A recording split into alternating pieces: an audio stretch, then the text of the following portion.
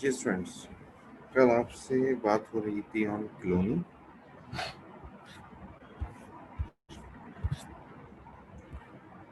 Continue करते हैं। मैंने आपसे कल भी कहा था कि इस हमारे पहले चैप्टर में छोटी छोटी सी कुछ डेफिनेशंस हैं, इसमें तो ज़्यादा नहीं है।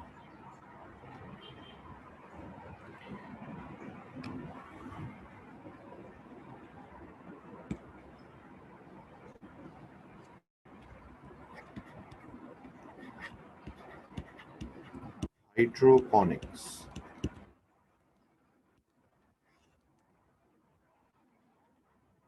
हाइड्रोपोनिक्स हमारे पास एक आर्टिफिशियल सीड ग्रोइंग टेक्निक है।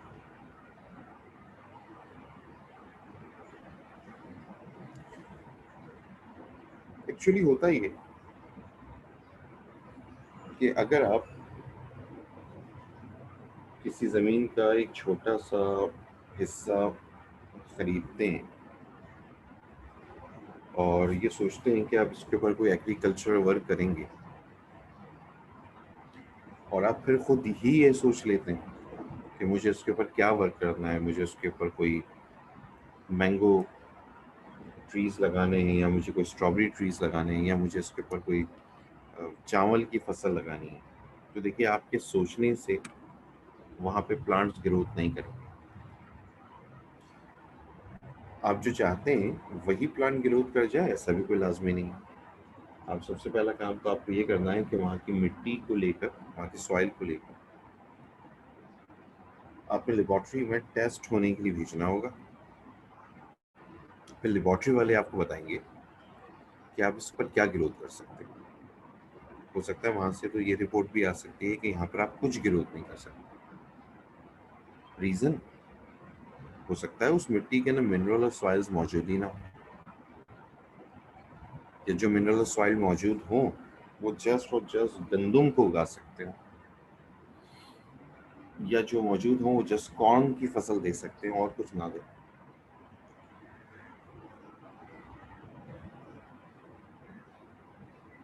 जमीन के हर हिस्से में हर चीज ग्रोथ कर जाए ये लाजमी नहीं है। हमारे यहाँ पाकिस्तान की एग्जाम्पल ले लो। हमारे यहाँ जो सबसे अच्छे राइस होते हैं वो पंजाब के होते हैं, बनास्पति या जो भी। अब इसका मतलब ये थोड़ी है कि सिंध के अंदर चावल की ग्रोथ नहीं होती। होती है, बिल्कुल होती है, और पंजाब में सबसे अच्छी होती है। लंगड़ा आम पंजाब का होता है, सिंधरी आम सिंध का होता है। देखो, वजह बहुत सिंपल सी है कि यहाँ के मिनरल्स और सॉल्ट्स उतने अच्छे चावल की ग्रोथ नहीं करवा सकते जितना पंजाब के अंदर करवा लेते। ये तो हमारी चंद एक सूबों की कहानी है। ज़ाहिर है पूरी दुनिया के अंदर ये कहानी और इंटरेस्टिंग हो जाती है। तो साइंटिस्ट ने ये सोचा कि इस कहानी को तो ख़त्म किया जाए कि हमें प्लांट्स की ग्रोथ में इतनी ज़्यादा प्रॉब्लम फेस करनी पड़ रही है। तो फिर हमने ये technique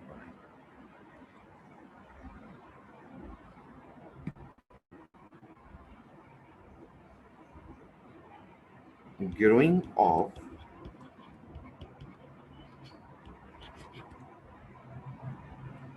terrestrial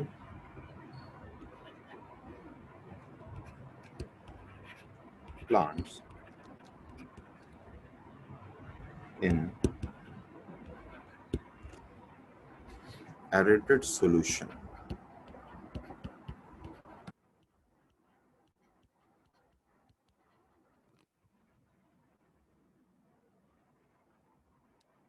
called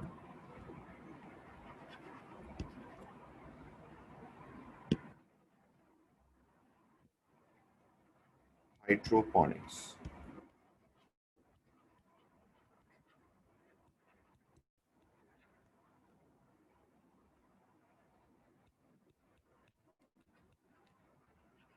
It's also known as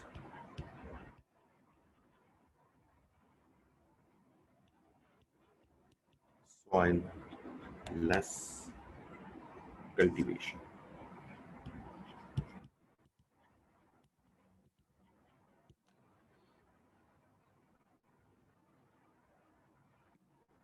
advantages,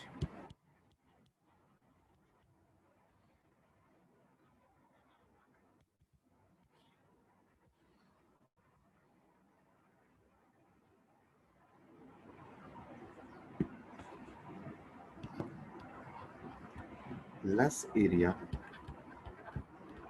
of cultivation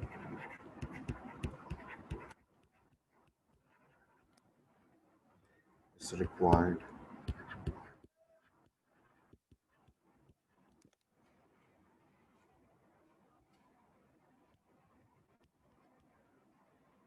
healthy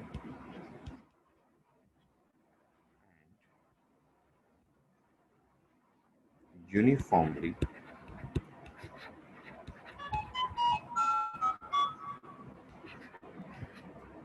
crops is obtained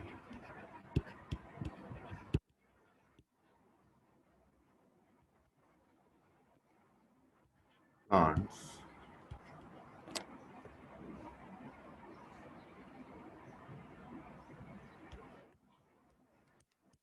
gets immunity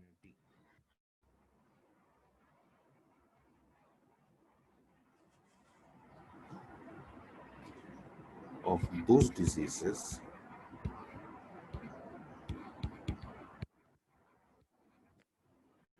which transfer from soil.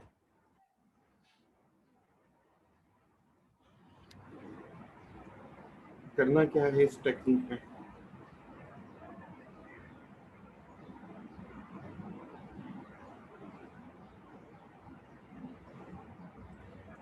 देखिए करना ये है कि सबसे पहले हम लेंगे जमीन का एक छोटा सा हिस्सा सेलेक्ट करेंगे और वहां पर एक कैविटी बना देंगे।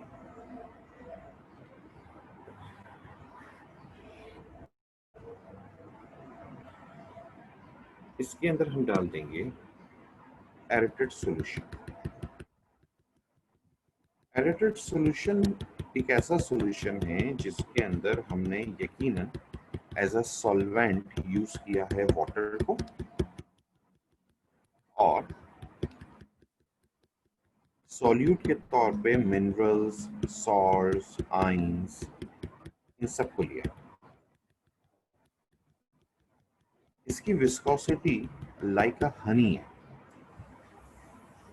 तो जैसे आप इसे इस कैविटी में डालेंगे इसकी सरफेस के ऊपर एक जेली लाइक लेयर आ जाएगी मगर अंदर से ये हनी की तरह हो। अब आप ये काम ये कीजिए कि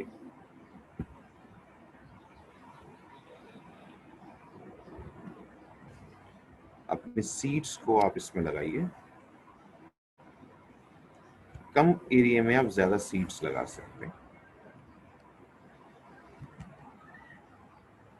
और इसे ग्रोथ होने के लिए छोड़ दीजिए। बट चारों तरफ आपको यकीनन एक आइडियल एनवायरनमेंट डेवलप करना पड़ेगा ताकि टेम्परेचर बैलेंस रहे।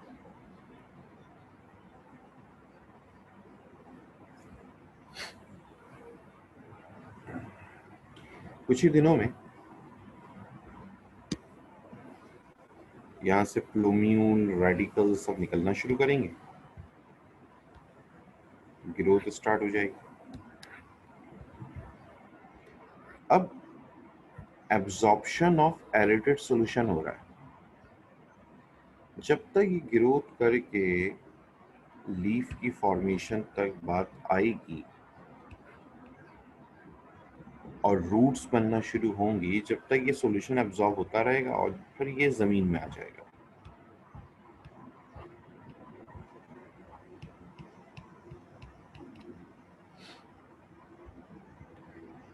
एरेटेड सॉल्यूशन के एब्जॉर्प्शन होने से एक तो इनकी बॉडी में डिजीज होने का रिस्क कम हो जाएगा क्योंकि मोस्टली बैक्टीरियल या वायरल डिजीजेस ट्रांसफर होने का जो सोर्स है वो सॉइल है। तो चूंकि एब्जॉर्प्शन ऑफ सॉल्यूशन हो रहा है दैट्स व्हाई सॉइल से होने वाली डिजीजेस खुद ब खुद रुक जाएंगी। दूसरी बात, कम कल्टीवेशन एरिया में आप ज़्यादा प्लांट्स की ग्रोथ करवा रहे हैं। थर्ड, आपको जहाँ लगे कि इसकी ग्रोथ स्लो हो रही है, आप दोबारा से एरेटेड सोल्यूशन उसकी रूट्स के अंदर डाल दीजिए, वो फिर से एब्जॉर्प्शन शुरू कर देगा। इसको हम सॉइल लेस टेक्निक भी कहते हैं और वाटर कल्चर टेक्निक भी कहते हैं। अब अगर आप चाहें तो आप अपने घर के अंदर ही एक छोटा सा गार्डन बना के उसमें सोल्यूशन डालकर जो दिल चाहे ग्रोथ करवाइए। ये टेक्निक फर्स्ट टाइम यूज हुई थी Germany, then Australia and then Austria, और फिर ये यूज होती चली गई। वहाँ पे लोग अक्सर अपने घरों में छोटा सा गार्डन बना लेते हैं और वहाँ पे प्लांट्स की ग्रोथ करवाते हैं, छोटे छोटे प्लांट्स ग्रोथ करते हैं। इस तरह आपके जो वेजिटेबल्स होते हैं वो आपको अपने घर में बनाए हुए खुद अपने मिल जाते हैं, अच्छे वेजिटेबल्स। और अगर ये गवर्नमेंट लेवल पे स्टार्ट हो जाए तो यकीनन बहुत चीप रेट के ऊपर आपको वेजिटेबल्स मिलना शुरू हो जाए। हमारी ये टेक्निक यूज नहीं होती क्योंकि हमारे यहाँ ये एरेटेड सॉल्यूशन बनाया नहीं जाता है। हम रिसर्च वगैरह जो करते हैं बायोटेक्नोलॉजी के अंदर, इसके लिए हम ये सॉल्यूशन बाहर से मंगवाते हैं और वो हमें बहुत महंगा पड़ता है। तो जाहिर है अगर हम उसको मंगवा के कॉमनली यूज करना शुरू करेंगे तो सब्जियों के रेट तो आसमान को चले जाएंगे। दैट्स व्हाई हमारी इस पे कोई काम नहीं, हमारी इत्तेफाक से इस तरह की टेक्निक पे कोई काम नहीं होता। हालांकि हमारा मुल्क एक एग्रीकल्चरल कंट्री है, बिल्कुल है, और हमारे यहाँ बस कोई वजह भी नहीं है, कोई काम भी नहीं होता। ऐसा नहीं होता, शायद टाइम नहीं है हमारे पास। खैर, अगली बात, method of biology.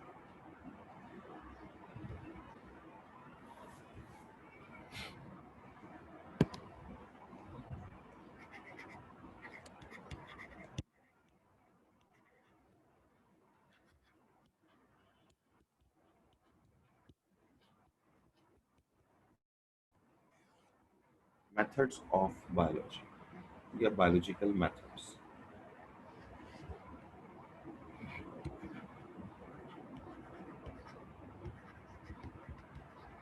Observation,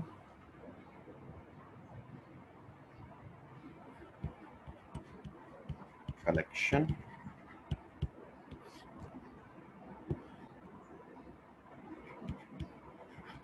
hypothesis,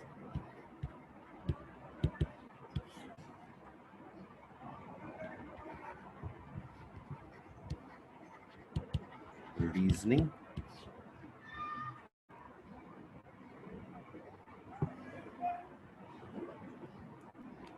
experiment,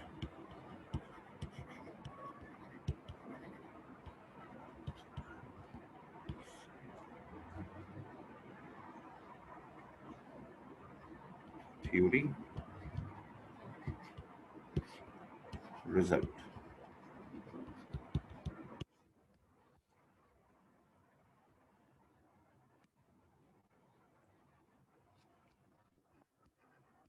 Observe the case and related issues।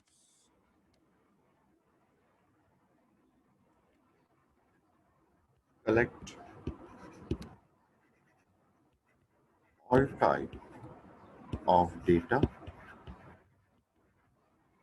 hypothesis, preparation of guess, fact idea,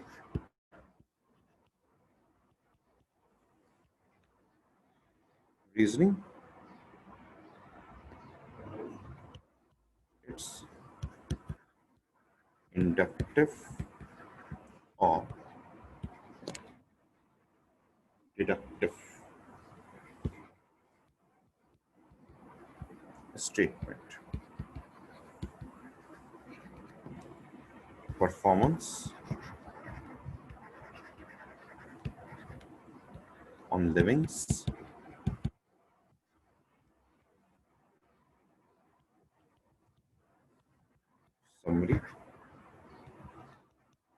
final stage.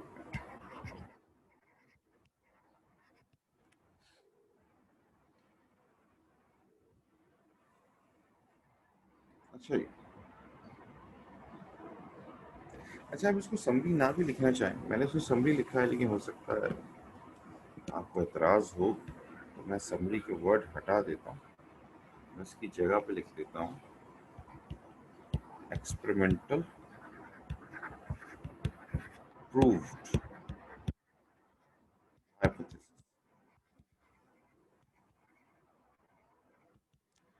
देखो यार,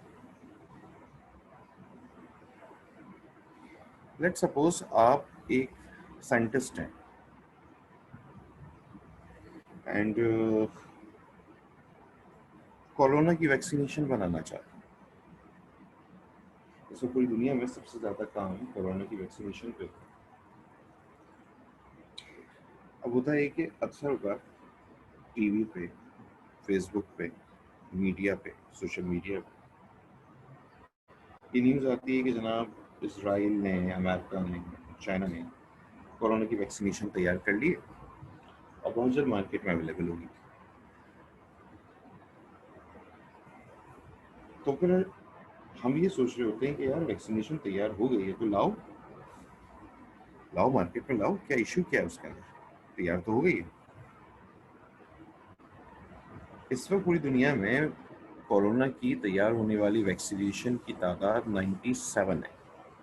पहले 36 थी, बढ़ते बढ़ते 97 हो गई। 97 वैक्सीनेशन बन चुकी है पूरी दुनिया में कोरोना। तो कब आएंगी मार्केट में? आ जाएंगी, 1 से 2 साल लगेगी।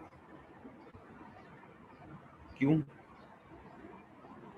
मैं बताता हूँ क्यों। चलिए काम करते हैं, हम बनाते हैं कोरोना की वैक्सीनेशन। राइट, स्टार्ट करते हैं। सबसे पहला काम तो ये कीजिए कि ऑब्जर्वेशंस लीजिए। ऑब्जर्वेशंस लीजिए कि इस वक्त पूरी दुनिया में कहाँ कहाँ कोरोना है, वहाँ के मौजूद लोगों में किस तरह की सिम्टम्स आ रही हैं, कोरोना का मोड ऑफ एक्शन जो है उसके अंडर रहते हुए लोगों की डेथ होने का बेसिक रीजन क्या है। क्योंकि अक्सर लोगों को शिकायत है कि भाई कोरोना का मरीज हार्ट अटैक से मरता है और डॉक्टर्स लिखते हैं इसे कोरोना था, बट उसकी डेथ तो हार्ट अटैक से हुई। तो आप सबसे पहले तो ये प्रॉब्लम सॉल्व कीजिए और पूरी दुनिया से ऑब्जर्वेशन कीजिए। अब आपने ऑब्जर्व कर लिया, एशियन कंट्रीज का आपने रेशो निकाला तो आपको पता ही चला कि यार एशियन कंट्रीज के अंदर तो इम्यूनिटी स्ट्रांग होने की वजह से कोरोना इतनी तेज़ी के साथ नहीं फैल पाया, स्पेशली इन पाकिस्तान। हिंदुस्तान का तो खैर मुझे पता नहीं क्यों समझ में नहीं आ रहा है। और अगर देखा भी जाए, मेरे ख्याल में इंडिया के अंदर होना तो ये चाहिए कि इंडिया के अंदर कोरोना यकीनन बहुत तेज़ी से फैलना चाहिए, मुझे इसमें कोई शक नहीं है। उसकी वजह है कि वहाँ पॉपुलेशन बहुत थिक है, बट वहाँ डेथ का रेशो बहुत कम होना चाहिए क्योंकि it's so nearest to Pakistan. और पाकिस्तान और इंडिया की लोगों की जो इम्यूनिटी है वो कोरोना में बहुत स्ट्रांग है। द रीज़न इज़ कि हम पूरा साल फ्लू के वायरस को फेस करते हैं। जैसे अफ्रीका है, अफ्रीका में लोगों को मलेरिया नहीं होता। रीज़न ये होता है कि उनको मच्छर इतने काटते हैं पूरे साल कि उनको मलेरिया के खिलाफ वो रेजिस्ट हो जाते हैं, बाय बर्थ रेजिस्ट होते हैं। तो हमारे यहाँ भी नहीं होना चाहिए, हमारे यहाँ नहीं हुआ जैसे पाकिस्तान के अंदर डेथ रेशो बहुत कम रहा। ये खैर मैं समझ नहीं पा रहा हूँ इंडिया के अंदर इश्यूज क्या आ रहे हैं, वो खैर अभी चूँकि उस पर काम चल रहा है तो मैं इस बारे में कोई स्टेटमेंट नहीं दे सकता। लास्ट रिपोर्ट जो मैंने रीड की थी बहुत अलग है। तो आपने ऑब्जर्वेशंस लेनी पूरी दुनिया से। अब आप एक काम ये कीजिए कि कलेक्शन शुरू करें, डेटा कलेक्ट करें। कितने लोग हैं जिन्हें कोरोना हुआ और उनकी डेथ किडनी फेलियर से हुई, तो कोरोना के वायरस से उनकी किडनी को कैसे इन्फेक्टेड किया। ये मत सोचो कोरोना जस्ट लंग्स को इन्फेक्टेड कर रहा है। कोरोना किसी पर्सन की बॉडी में जाने के बाद बॉडी का जो सबसे वीकेस्ट पार्ट होगा उसे डैमेज कर देगा। तो जिन लोगों को ये शिकायत है कि यार हमारे उस पेशेंट की डेथ होने की वजह तो हार्ट अटैक थी, डॉक्टर चिल्लाए जा रहे हैं कि कोरोना है, इसे कोरोना कहाँ से आ गया, इसे तो सिम्टम ही नहीं थी, इट्स मिस्टेक ऑफ गवर्नमेंट की गवर्नमेंट ने उसकी अवेयरनेस प्रोग्राम प्रोवाइड नहीं की, डेट्स वाई लोगों को ये शिकायत है। वरना कोरोना का ये एक्शन है, इसमें कोई नई बात नहीं। तो आप सबसे पहले तो डेटा कलेक्ट करना शुरू कीजिए पूरी दुनिया से। जब आपके पास सारा डेटा कलेक्ट हो जाए और अब आप सैम्पलिंग भी कीजिए, लोगों से सैंपल लीजिए, म्यू का सैंपल लीजिए, सलाइवा का सैंपल लीजिए, ब्लड का सैंपल लीजिए, कोरोना जिन जिन कंडीशंस में घूमता है बॉडी में सारी जगहों के सैंपलिंग लेके उस पर ऑब्जर्वेशन शुरू कीजिए। तो कुछ अरसा गुजरेगा और आपके पास तैयार हो जाएगा एक हाइपोथेसिस। वो हाइपोथेसिस आपको ये बताएगा कि यार ये कोरोना का मोड ऑफ एक्शन है, ये इतनी स्पीड के साथ फैलता है। और अब आपके पास, चूंकि आप एक साइंटिस्ट हैं, तो डेट्स वाई आपके पास इसकी नॉलेज बिल्कुल मौजूद है कि यार कौन कौन से केमिकल्स को मिलाकर हम दवा बना सकते हैं या वैक्सीनेशन बना सकते हैं।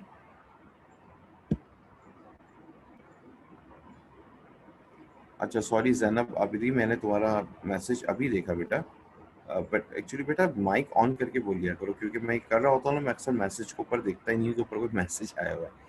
तुमने पूछा था what is mean by aerated soil. Aerated soil नहीं बेटा, एरेटेड सॉल्यूशन है, वो शायद मैंने बता दिया कि वो minerals, different types of minerals या all type of minerals, all type of salt, ions, free ions and water का मिक्सचर है वो। अच्छा, तो हाइपोथेसिस तैयार कीजिए, चूंकि आप साइंटिस्ट हैं तो आपको मेडिसिन वगैरह का पता है, मिलाइए, बना लीजिए एक वैक्सीनेशन। अब आपके ख्याल में वो वैक्सीनेशन परफेक्ट है, आपने बना लिए वैक्सीनेशन, आपके ख्याल में वैक्सीनेशन परफेक्ट है क्योंकि आपने इतनी ऑब्जर्वेशंस ली, इतनी कलेक्शन ली, महीने लग गए आपके पास, 4 महीने, 5 महीने, 6 महीने लग गए आपके पास, बट सक्सेसफुली बहरहाल आप वैक्सीनेशन को प्रिपेयर कर पाए। और सिंपल सी बात है बेटा कि ये काम आप जितना डिस्ट्रीब्यूट करेंगे आपका वर्क उतना आसान हो जाएगा। आप ऑब्जर्वेशन करने के लिए कोई 10-15 पर्सन अपने पास हायर कर लीजिए, कलेक्शन का डेटा आप जल्द से जल्द कलेक्ट कीजिए, कंप्यूटर आपके पास मौजूद है, बहुत जल्दी काम हो जाएगा, आपकी वैक्सीनेशन तैयार हो जाएगी। ये जो हाइपोथेसिस के लेवल पे वैक्सीनेशन तैयार हुई है ना, ये वैक्सीनेशन अभी किसी पे अप्लाई नहीं हुई है, ये तुम्हारा गैस है, ये तुम्हारा परफेक्ट आइडिया है कि मैंने जो दवा बनाई है वो परफेक्ट है और मैं उसे बहुत आसानी के साथ यूज कर सकती या कर सकता हूं। बेटा ये वही लेवल है जिसपे मीडिया खबर इशू कर देता है कि वैक्सीनेशन तैयार हो गई। ये जो 97 वैक्सीनेशन तैयार हो गई है ना, वो इसी हाइपोथेसिस लेवल के ऊपर तैयार पड़ी हुई है। मगर हाइपोथेसिस के तैयार होने से क्या फर्क पड़ता है, अभी तो एक्सपेरिमेंट ही नहीं हुआ। वो हाइपोथेसिस लेवल पे, इस लेवल के ऊपर कोई भी कंट्री, कोई भी पर्सन अपनी न्यूज नहीं भी देता कभी भी। लेकिन चूंकि कोरोना एक ऐसी कंडीशन में जिसमें लोग मायूस होना शुरू हो गए, डेट्स वाई लोगों ने न्यूज देना शुरू कर दी, भाई हमने वैक्सीनेशन बना ली है, हम एक्सपेरिमेंट शुरू कर रहे हैं। और लोगों ने सोचना शुरू कर दिया है बस बस बहुत जल्द 1 महीना 10 दिन। और आप अब आप सुनिए कि इसके बाद कितना टाइम लगने वाला है। हाइपोथेसिस तैयार हो गया। नाउ अब आप जरा रीजन देखिए जो आपने डिडक्टिव किया है, जो आपके इंडक्टिव हैं, जो आप देखो अपने रीजंस लिखो। तुम्हारे ख्याल में जो तुमने दवा बनाई है उसे क्या क्या इफेक्ट आ सकते हैं, क्या क्या साइड इफेक्ट आ सकते हैं। तुमने एक आइडिया डेवलप किया है, उस आइडिया को पेपर करो and now start your experiment. But experiment direct इंसानों पे नहीं कर सकते, मजबूरी है, इंसान बहुत कीमती है। माइसिस पे पहला एक्सपेरिमेंट करो, ज़रूरत अगर पड़ती है तो इंसान से सैंपल लेकर, म्यूकस का सैंपल और कोरोना का वायरस लेके माइस में डाल दो, उसे कोरोना हो जाए तो तुम अपना एक्सपेरिमेंट शुरू करो। तुम्हारा एक्सपेरिमेंट सक्सेसफुल होता है, तुम्हारे एक्सपेक्टेड इफेक्ट और साइड इफेक्ट्स आते। साइड इफेक्ट 2% से ज़्यादा नहीं होनी चाहिए, ऐसे साइड इफेक्ट 0.5% से ज़्यादा नहीं होनी चाहिए। लेकिन जब पहली बार कुछ बनाया जाता है तो हम 2% पे बात कर रहे हो। और जिस तरह की वैक्सीनेशन है जिसमें हम तेज काम करना चाहते हैं तो 2% साइड इफेक्ट्स को बर्दाश्त कर लें, बाद में उसे माइनस कर देंगे। साइड इफेक्ट आपके एक्सपेक्टेड है, इफेक्ट आपके एक्सपेक्टेड है। Now start your experiment on the rabbits. कामयाब हो गए, मंकी सक्सेसफुल हो। नाउ अब इंसान की बारी। ढूंढो एक ऐसा इंसान जो आपको ये परमिशन दे दे कि आप उसके ऊपर अपना एक्सपेरिमेंट कर सको।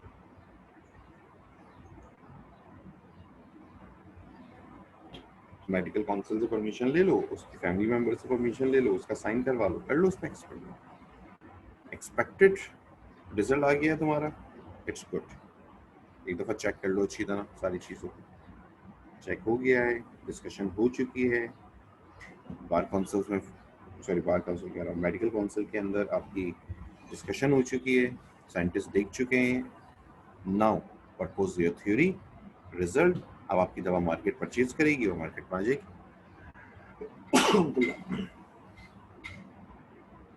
बट बेटा आप भी जान सकते हैं कि अगर एक्सपेरिमेंट में, कोई भी एक्सपेरिमेंट कभी भी नाकाम हो सकता है, नाकाम हो गया तो हो गया ना, वापस ऊपर जाओ, कलेक्शन देखो अपनी, वापस बनाओ नया हाइपोथेसिस, फिर वापस आओ। 1 साल भी लग सकता है, 10 साल भी लग सकते हैं, 20 साल भी लग सकते हैं, क्योंकि बहुत टाइम से वैसे भी डिजीजेस इस तरह की हो चुकी हैं कि हमारे लिए उसे कंट्रोल करना मुश्किल है। हम इन्वेंशन अब कर नहीं रहे हैं, हम जस्ट मॉडिफिकेशंस कर रहे हैं। इन्वेंशन तो 19 उसमें होती थी, 1901 से लेकर 1901 से लेकर 2000 तक, इस पूरी सेंचुरी में इन्वेंशन हुई हैं। अभी तो हम सिर्फ मॉडिफिकेशंस करते हैं, इसमें तो हमारी इन्वेंशन करना बहुत मुश्किल हो गया है, क्योंकि बहुत काम हो चुका है। तो बेटा मुसलसल काम जारी है, लोग लगे पड़े हैं, किसी तरह कोरोना की वैक्सीनेशन बना दें, बहुत जल्द बन जाएगी। बट जो 97 उसमें सब कितनी रिजेक्ट होती हैं, कितनी सक्सेसफुल होती हैं, कुछ सक्सेसफुल होंगी यकीनन, हमें भी उम्मीद है। इट्स अ बायोलॉजिकल मेथड, आपको किसी भी काम करने के लिए इस मेथड से लाजमी तौर पे गुजरना होगा। ठीक है जी, चलें द लास्ट टॉपिक पे आते हैं इस चैप्टर के।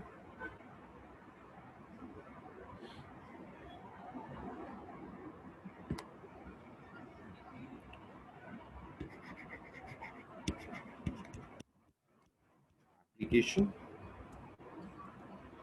Of biology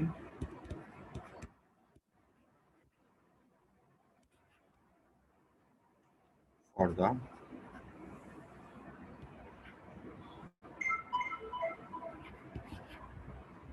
welfare of Mankind. देखिए बायोलॉजी में हमेशा से इंसान के लिए, वेलफेयर के लिए बहुत काम, और मुसलसल डिस्कवरीज हुई, वर्किंग हुई, चलता रहा काम सारा।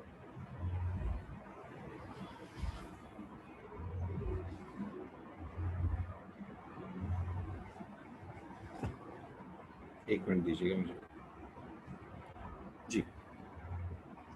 तो बहुत वर्किंग हुई, बहुत काम हुआ उसके ऊपर।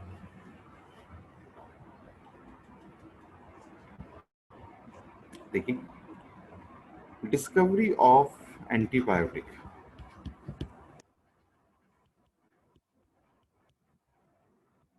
बहुत बड़ा इनकलाब था, करने वाला था पर्सन फ्लेमिंग। पहली एंटीबायोटिक उसने बनाई थी पेनिसिलियम। उसके बाद हमें फील होना शुरू हुआ कि कोई ऐसी दवा होनी चाहिए जिस जो बीमारी से पहले इलाज कर दे। तो आता है वैक्सीनेशन। एडवर्ड जेनर एक साइंटिस्ट था जिसने काम किया और काउ पॉक्स के खिलाफ वैक्सीनेशन बनाई, और फिर ये वैक्सीनेशन आहिस्ता आहिस्ता फैलती चली।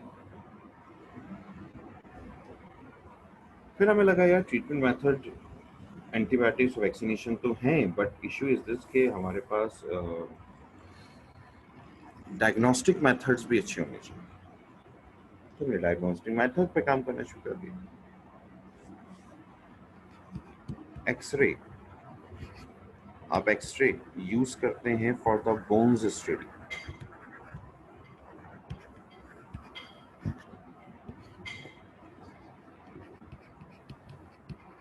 अल्ट्रासाउंड, अल्ट्रासाउंड की टेक्निक आप यूज करते हैं ऑर्गन्स स्टडी के लिए।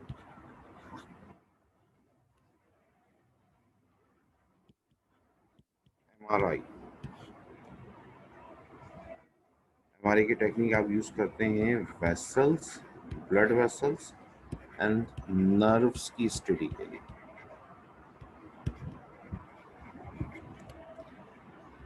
MRI की एब्रिविएशन होती है, आई एम सॉरी यार, इसे क्या हुआ, तो ग्रीन सेलेक्ट किया था।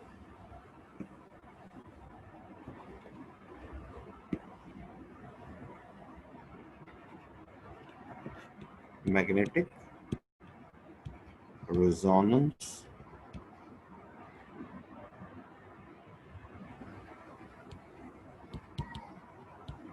इमेजिंग।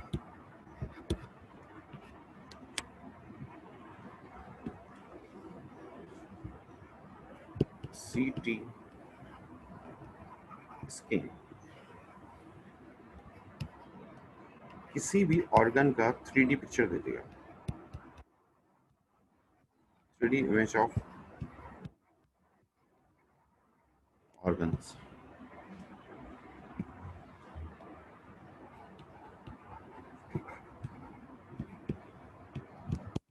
कंप्यूटराइज्ड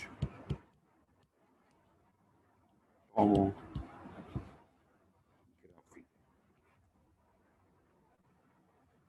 वो पहले CT स्कैन होता था कि वो सिर्फ ब्रेन तक लिमिटेड था, बॉडी के किसी भी ऑर्गन का कर सकते हैं, किसी भी जगह का हो सकता है बॉडी।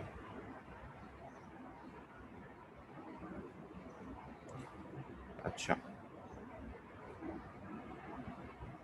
बायोप्सी,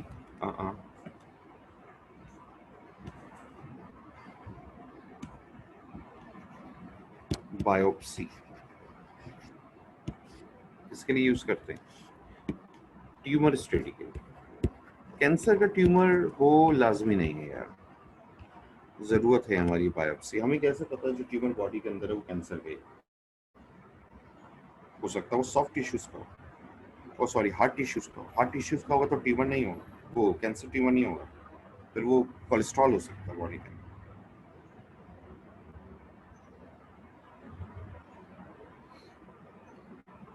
बिल्कुल मुमकिन है सब। तुम लोगों में से कोई इस वक्त बाहर निकला? बिकॉज मुझे इस रूम में बैठकर शदीद गर्मी का एहसास हो रहा है। आई डोंट नो बाहर का टेम्परेचर इस वक्त क्या हो गया। सर मेरा बहुत गर्मी होती है, बहुत मेरा गर्मी हो रही है। क्लास लेते लेते मुझे फील होना शुरू हुआ मेरा रूम गर्म हो रहा है। आज बारिश की कुछ एक्सपेक्टेशन थी, मैंने तो ये सुना था। सर तपती हुई धूप हो रही है बाहर, बारिश का तो कोई इम्कान नहीं है, तपती हुई धूप हो रही है। आई डोंट नो, मैंने कल रात को जो है वो कोई वेदर की रिपोर्ट में देख रहा था, वो जो फेसबुक पे आती है ना कराची वेदर के नाम से, वो बता रहे थे कि आज बारिश के कुछ इम्कान थे। मैं भी बाहर नहीं निकला एक्चुअली, मैं लेट भी इसीलिए हुआ क्योंकि आज मैं सुबह उठा हूँ 8 बजे और उसके बाद मैं दोबारा सो गया, और मैं ठीक 11 बजे के टाइम मेरी आंख खुली, तो मैंने इसलिए कहा कि मुझे 15 मिनट तो मैं फ्रेश हो जाऊँ। एटलीस्ट मैं सोता रह गया आज। अभी मुझे फील होना शुरू हुआ कि मेरा रूम गर्म हो रहा है। अच्छा जी, तो अगर आपके पास हार्ट इश्यूज हुए तो फिर वो फैलते नहीं हैं। अगर वो सॉफ्ट इश्यूज हैं तो फिर वो बेनाइन या फिर वो मैलिग्नेंट हो सकते हैं, तो फिर आप बायोप्सी के जरिए ही मालूम कर सकते हैं और कोई रूट नहीं है। अच्छा, इसके अलावा तो आप जानते हैं ब्लड टेस्ट है, सलाइवा टेस्ट है, सूट टेस्ट है, म्यूकस टेस्ट है, there are other different types of pathological test जिनके जरिए आप मालूम कर सकते हैं कि एक्चुअली डिजीज क्या है। ट्रीटमेंट भी हमने चेंज, वैक्सीनेशन का जिक्र किया, उसी तरह जैसे कैंसर है, आप कैंसर का ट्रीटमेंट आपको करवाना है और रेडियोथेरेपी, कीमोथेरेपी,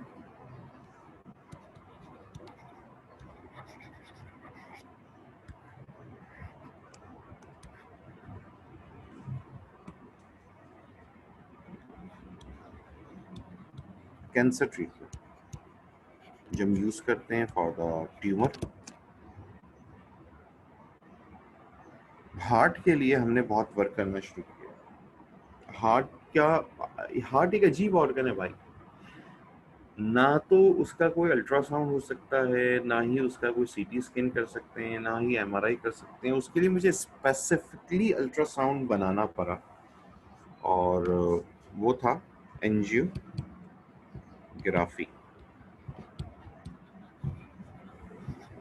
कैमरा अंदर डाल के उसका एक पूरा अल्ट्रासाउंड करेंगे, सिंपल हार्ट अल्ट्रासाउंड ही है।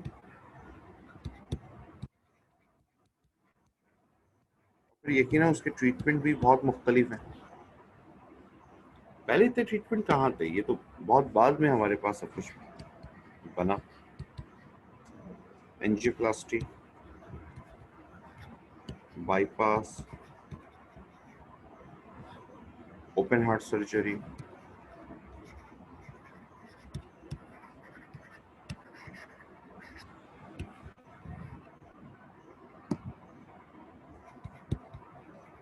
हार्ट डिजीजेस सॉल्यूशंस लिखा हुआ है। बायोलॉजी में बहुत काम हुआ है और मेडिकल साइंसेस रोजाना ही काम कर रही है, कुछ ना कुछ नया बनता ही जा रहा है। हमारी ऑर्गन्स की ट्रांसप्लांटेशन अब बहुत आसान हो चुकी है, हम ऑर्गन्स को बहुत इजीली ट्रांसप्लांट कर रहे हैं, चाहे वो आईज हो, किडनी हो, हार्ट हो। इवन हार्ट तक की ट्रांसप्लांटेशन बिल्कुल मुमकिन है हमारे लिए, तो उस तक की ट्रांसप्लांटेशन को इजीली कर रहे हैं। अच्छा चले, ये मेरे पास इंटरमीडिएट की फर्स्ट ईयर की बुक का फर्स्ट चैप्टर था, जिसे मैंने नाम दिया था इंट्रोडक्शन।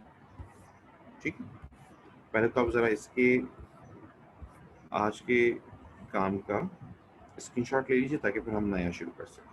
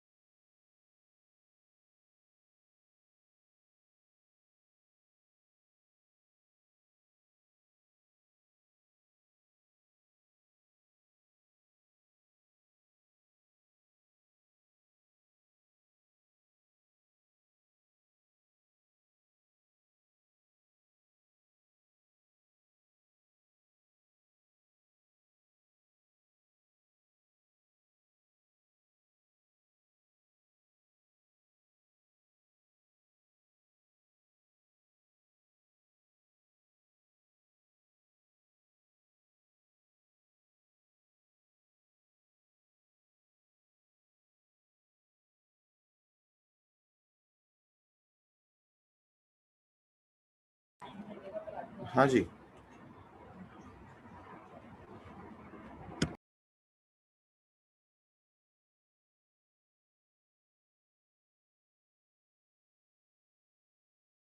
गर्मी बहुत है। हाँ जी, तो बेटा ये हो गया हमारे पास चैप्टर नंबर। अब आप मुझे एक बात ये बताइए कि आपको अभी वेल्स कॉलेज से कोई मटेरियल मिला है एप्टीट्यूड टेस्ट का?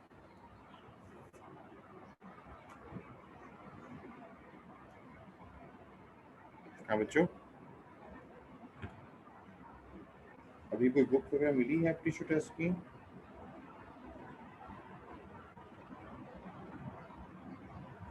सर ली नहीं है मैंने अभी तक। किसी ने ली है? मतलब कोई मैसेज आया था, उन्होंने कहा था कि बुक बन गई हैं? मैं इसलिए पूछ रहा हूँ क्योंकि जाहिर है अभी तो आई नो कि वेल्स कॉलेज की थोड़ी कंस्ट्रक्शन वगैरह चल रही है, तो अभी सब उसमें बिजी हैं। तो बुक तो बिल्कुल बन रही थी। मैं अगर मैसेज तो आया था सर कि 4 तारीख को आप बुक सिलेक्ट कर ले, मैसेज आया था। अच्छा अच्छा अच्छा अच्छा। हाँ बेटा, क्योंकि जाहिर है अभी लॉकडाउन खत्म हुआ है ना, बहुत सारी चीज़ आगे पीछे हुई हैं, तो मुझे नहीं पता बुक बन गया। खैर ठीक है, मैं आपको तरीका ये होगा बेटा कि आपकी जो बुक होगी वो तो खैर एमसीक्यूज बुक होती है, उसमें से आपको एमसीक्यूज सॉल्व करने होते हैं। लेकिन इसके अलावा मैं आपको हर चैप्टर के एंड में एक प्रैक्टिस शीट भी दूंगा और एक आपका टेस्ट होगा, ठीक है? अब जैसे चैप्टर नंबर 1 खत्म हुआ है, अब यकीन सी बात है आपने अभी बुक्स परचेज ही नहीं की होंगी फर्स्ट ईयर की या सेकेंड ईयर की। अच्छा, ये जो आप first year second year syntax book board purchase करेंगे, या कोई नई बुक मत खरीदिएगा।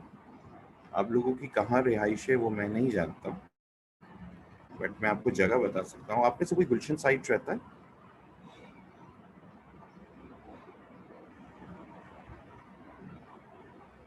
हाँ बेटे, आ सकते हैं किस सर। आ सकते हैं, गुलशन साइट रहते हैं। कहाँ, तुम कहाँ रहते हो? मलिर कैंट। अच्छा ठीक है, तो मलिर कैंट की साइड रहते हो, ठीक है। और जैनब बेटा, सैयदा जैनब, आपके रेजिडेंट्स कहाँ है बेटे? सैयदा जैनब, लगता है बच्ची ऑनलाइन होके सो गई। जैनब आबदी, सर मैं नीमन मेडिकल हॉस्पिटल के साथ ही रहती हूँ। कौन सा हॉस्पिटल? ये डाउ की आपने वो वाली ब्रांच देखी है ना जहाँ पे बाहर से स्टूडेंट्स आते हैं, जो इंटरनेशनल है, ओजा कैंपस जो है वहाँ पे। इंटरनेशनल ओशा कैंपस, सफोड़ा साइट। ठीक है ठीक है जी सर, ओजा कैंपस। ठीक है बेटे। देखो बेटे, मैं आपको 2-3 जगह बता देता हूँ। अब आपको जो नियरेस्ट हो वहाँ से आप उस परचेज कर सकते हैं। एक गुलशन के अंदर बैतुल मुकर्रम मस्जिद है, उसके बिल्कुल अपोजिट जो है वो बुक्स का बहुत बड़ा बाजार होता है जो पूरा हफ्ता लगा रहता है। वहाँ पे सेकंड हैंड बुक्स होती हैं, वहाँ से आपको फर्स्ट या सेकंड की सेकंड हैंड बुक्स मिल जाएंगी। मैं अच्छा, फर्स्ट हैंड में मुझे आप लोग परचेज कर ले, मुझे कोई एतराज़ नहीं है फर्स्ट हैंड परचेज करने में भी, बट एक्चुअली आपने उसको भी बर्बादी करना है, ठीक है? और फर्स्ट हैंड बुक्स मिलेंगी कोई बहुत ज़्यादा वो भी नहीं है, मेरा ख्याल है वो भी मिला के कुछ 600-700 रुपए की बुक्स मिलेंगी, 1000 रुपए के अंदर बुक्स आ जाएंगी। बट आपने ज़ाहिर है खाली बायो की तो नहीं खरीदनी है ना, आपने बायो भी लेनी है, फिजिक्स भी लेनी है, केमिस्ट्री भी लेनी है, तो मिल मिला के कोई 2000 रुपीज़ तक का एक्सपेंस है। अगर आप इस तरह करना चाहें तो आप इस तरह खरीद लें, और अदरवाइज आपको सेकेंड हैंड बुक्स गुलशन की साइड से मिल जाएगा।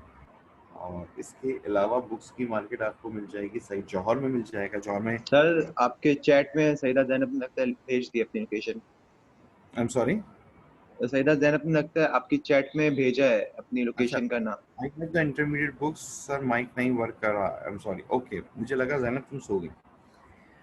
ठीक है बेटे, अगर आपके पास है तो बहुत अच्छी बात है। तो बेटा आप इस तरह बुक्स परचेज कर सकते हैं, खरीद लें, इट्स गुड फॉर यू। आज नहीं, कल नहीं, परसों नहीं, कुछ दिनों के अंदर परचेज कर लें। अभी तो आपका कॉलेज वॉलेज भी शुरू हो जाएगा, अब उसमें बिजी हो जाएंगे। तो बेटा मैं एक वर्कशीट भेजूंगा आपको। अब ज़ाहिर है वर्कशीट भेजने के लिए ये लेक्चर भी है, लेकिन बुक का भी ज़रूरत पड़ती है ना, और फिर मैं आपका टेस्ट भी लूँगा, ठीक है? ताकि चैप्टर वाइज आप लोग टेस्ट भी देते रहें, तो आपके पास वो वर्कशीट भी जमा होती रहेंगी, प्रैक्टिस वर्कशीट भी आपके पास जमा होती रहेंगी, एमसीक्यूज की बुक आपको कॉलेज से मिल जाएगी, तो वो भी आपके पास मौजूद होगी, तो आपको काफ़ी सारी चीज़ों में आसानी हो जाएगी। अच्छा जी, चलो हम शुरू करते हैं अपना दूसरा चैप्टर। दूसरा नहीं, मैं आपको थोड़ा आगे का चैप्टर करवा रहा हूँ।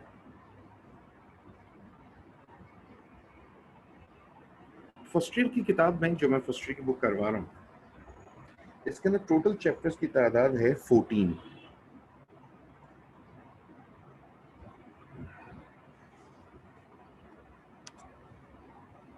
तो हम शुरू करते हैं चैप्टर नंबर 6।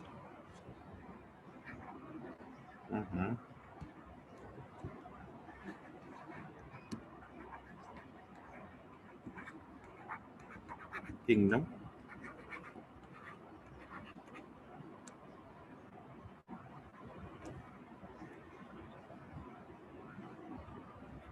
अच्छा एक बात बताओ, तुम लोगों का भी A2 स्टार्ट हो चुका होगा, तो A2 में भी तुम्हारा चैप्टर कौन सा चल रहा है? तुम सब जेके साहब के स्टूडेंट हो ना?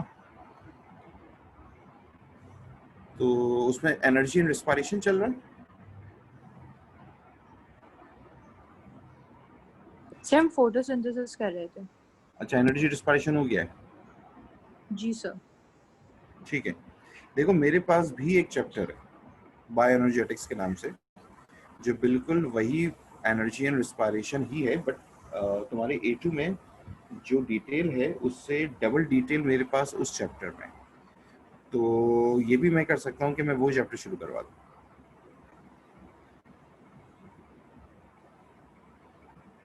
लेकिन मैं ख्याल उसको फिर हम बाद में कर लेते हैं। ऐसा ना हो कि तुम लोगों को बोरियत होना शुरू हो जाए कि यार हमने तो पढ़ा था भी। ठीक है, किंगडम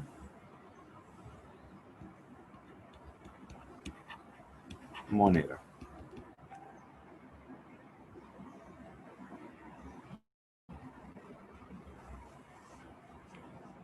किंगडम मोनेरा को हम एक नाम और देते हैं, विच इज प्रो कैरियोट्स।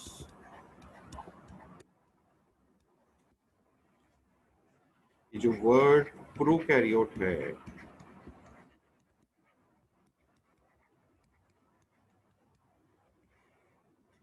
इसमें प्रो का मतलब है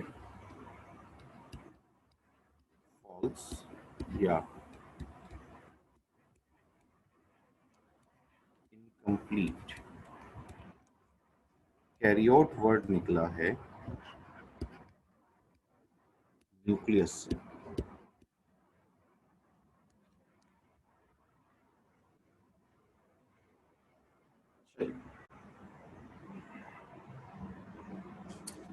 बेटा हम रीड करेंगे अबाउट द बैक्टीरिया। इस चैप्टर में हमारी टोटल स्टडी लिंक करेगी with bacteria.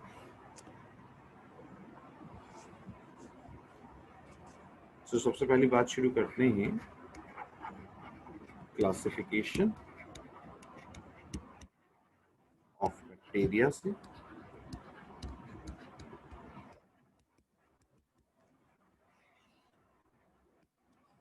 on the basis of shape and arrangement.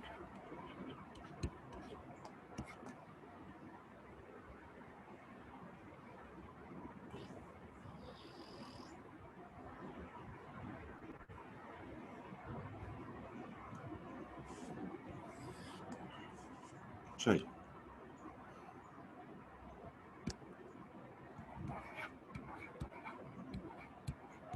Focus round shape bacteria. वो बैक्टीरिया जो राउंड शेप होते हैं उन्हें हम कहते हैं कोकस।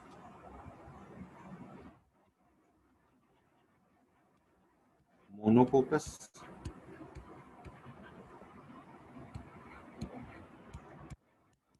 डिप्लोकोकस,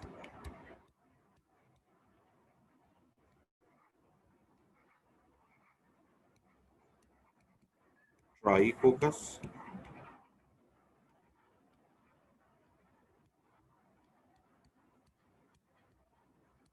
टेट्राकोकस,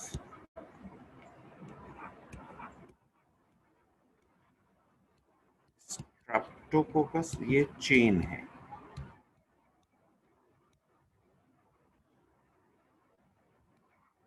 और अगर बंच हो like the grasps,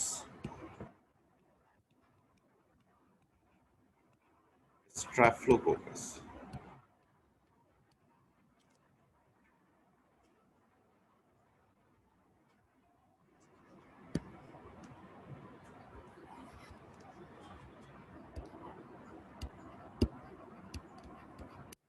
bacillus,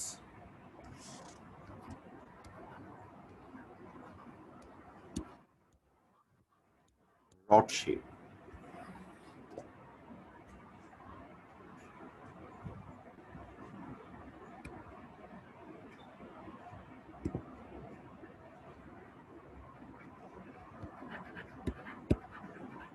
मोनोबैसिलस,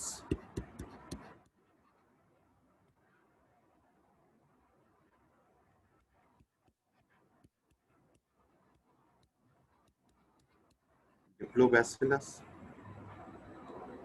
sir आपने स्ट्रेप्टोकोकस के नीचे क्या नाम लिखा है, वो नजर नहीं आ रहा स्क्रीन में। स्ट्राइफ्लो,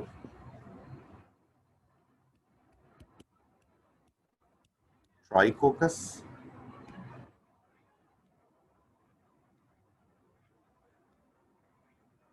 टेट्राकोकस,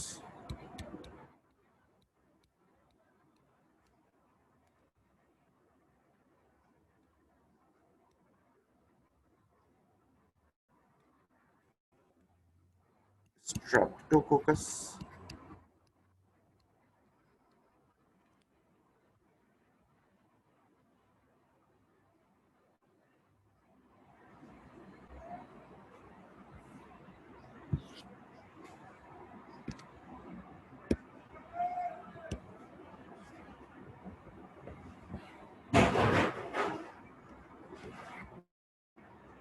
विब्रियो,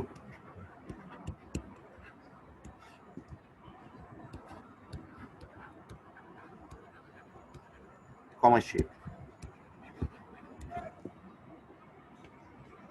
इसमें अरेंजमेंट नहीं होता, ये सिंगल होगा।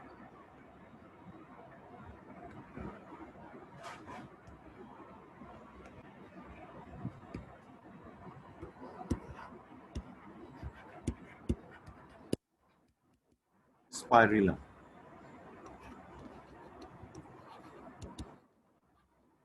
Helical shape,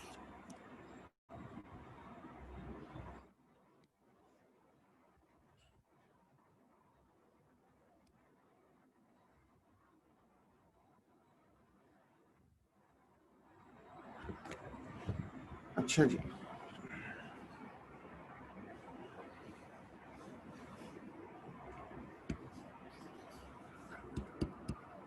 singular, plural,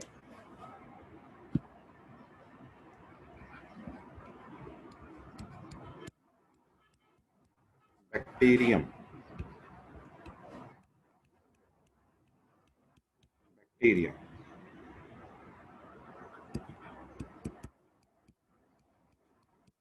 spirillum,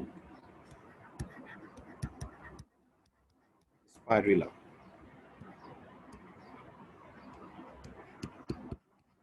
bacillus, bacilli,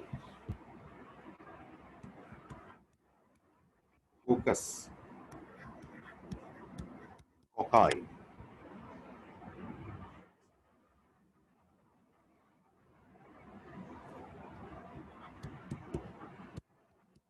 विब्रियम, vibrio.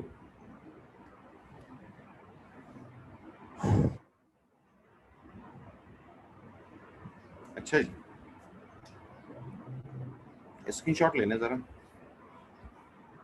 पहले। अच्छा, अब ये भी जरूर कीजिएगा कि स्क्रीनशॉट लेने के अलावा उसे कहीं कॉपी भी जरूर कर लीजिएगा। मतलब एक प्रॉपर रजिस्टर बना, हाँ ये बात मैं क्लियर कर दूं बेटा, प्रॉपर रजिस्टर बना लेना। मैं बहुत लिख पाता हूँ क्योंकि बेटा मेरे पास सब्जेक्ट है, मेरा सब्जेक्ट है बायो। बायो के अंदर तो इतने की पॉइंट्स होते हैं लिखने के लिए, इसलिए कह रहा हूँ ये रजिस्टर बना लीजिएगा। एक बहुत मोटा सा रजिस्टर बनेगा आपके पास, क्योंकि सारी की पॉइंट्स होंगे। उस की पॉइंट्स का फायदा ये होगा कि जब आप एंड में रिवाइज करने के लिए बैठेंगे तो आपको किसी बुक की ज़रूरत नहीं होगी, उसी में सब कुछ होगा। और जो प्रैक्टिस शीट्स वगैरह होंगी उन सबको एक फाइल में लगाते रहेगा, तो आपका बायोलॉजी का पूरा हिस्सा प्रिपेयर हो जाएगा।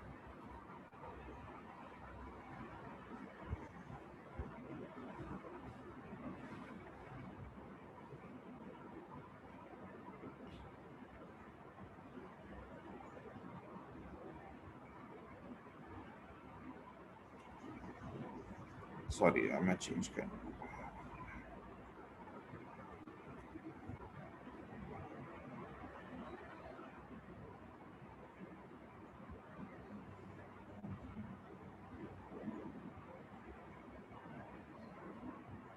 सर ये आपने स्पाइरेलियम के ऊपर हेलिकेट लिखा है ना कि साथ साथ ब्रैकेट हेलिकल में? हेलिकल हेलिकल मैं इसके स्पेल अलग अलग कर देता हूँ।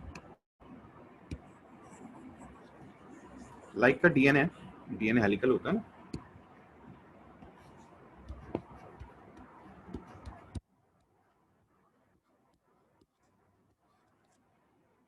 वो हेलिक्स।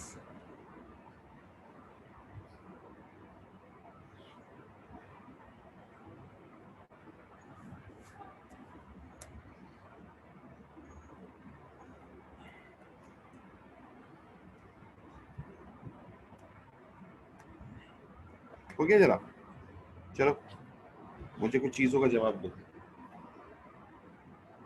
मैं कुछ शेप बना रहा हूँ, नाम दे देना बस उनको, ठीक है।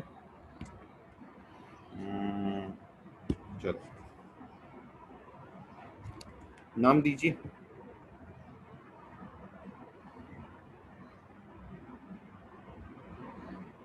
कोकस, कौन सा फोकस?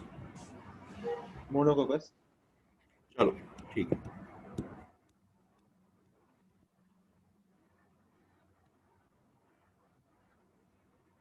बोलो। टेट्राकोकस।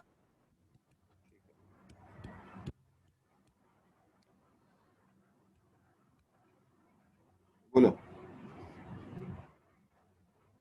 स्ट्रेप्टोकोकस। ठीक है,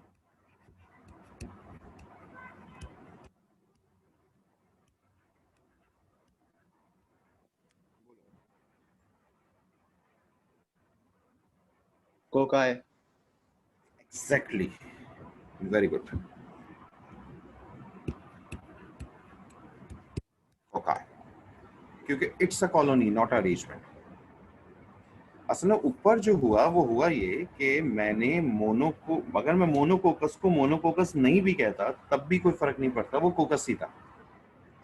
डिप्लोकोकस को मुझे कोकाई कहना चाहिए, मगर मैंने डिप्लोकोकस लिखा क्योंकि वो दोनों अरेंजमेंट में थे, जुड़े हुए थे, मैंने इसलिए वर्ड डिप्लो यूज कर दिया। लेट बिल्कुल उसी तरह मैंने टेट्रा, स्ट्रेप्टो, ट्राई या स्टाफ्लो की टर्म यूज की।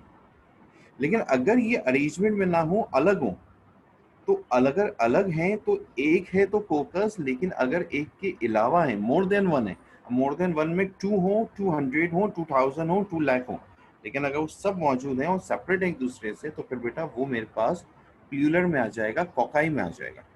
बिल्कुल इसी तरह जैसे मैंने यहाँ पर वर्ड लिखा विब्रियो, हालांकि मैंने ऊपर लिखा था कोकस हेडिंग में, सिंगुलर था। बैसिलस लिखा, सिंगुलर वर्ड था, या मैंने विब्रियो लिखा क्योंकि इसमें एक होगा तो विब्रिया में, लेकिन जो मैंने 4 बनाए हुए हैं ये विब्रियो हैं क्योंकि अरेंजमेंट में नहीं है। उसी तरह यहाँ पे स्पाइरलम, तो इसीलिए बेटा अगर कॉलोनी होगी तो फिर उसका आप प्लूरल वर्ड यूज करेंगे, अदरवाइज आप सिंगुलर वर्ड यूज करेंगे। हाँ, अरेंजमेंट में हुआ तो फिर आपको स्पेसिफिकली टर्म यूज करनी पड़ेगी। हम मोस्टली वर्ड बोलते हैं बैक्टीरिया, हम बैक्टीरियम नहीं बोलते क्योंकि हमें इस बात का यकीन होता है कि वो अकेला तो नहीं होगा, वो किसी के साथ ही होगा। ठीक है जी, चलो भाई मुझे नाश्ता करना, मुझे भूख लग रही है, तुम लोग भी नाश्ता वास्ता करो। अल्लाह हाफिज, मिलते हैं दोबारा। कोई सवाल नहीं आता, कोई प्रॉब्लम तो नहीं है? नहीं सर। ओके मेरे बच्चों, अल्लाह हाफिज।